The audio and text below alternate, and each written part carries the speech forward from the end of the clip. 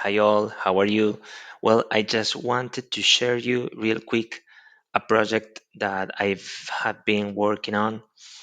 This is the raw data. It's a data set of traffic accidents in New York City from January 2021 to April 2023.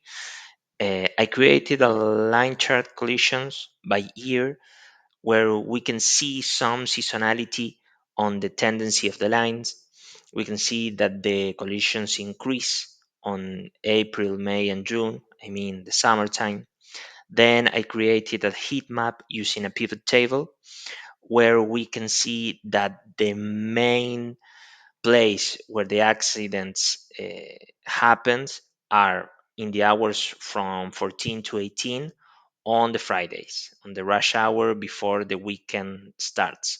And then we can see another hot spot on the midnight from Friday to Saturday and Saturday to Sunday.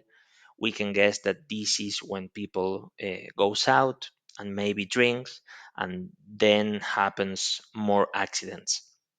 Then I created another tab to try to take insights from the contributing factor of the accidents, and we can see that the contributing factor that has the most collisions, the most accidents, is because of the driver inattention or distraction.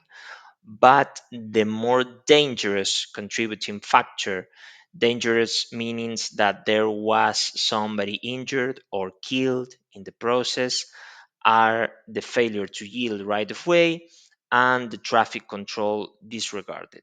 So this was a real quick look at the work I did on this data set working with Microsoft Excel. Thank you so much for your time.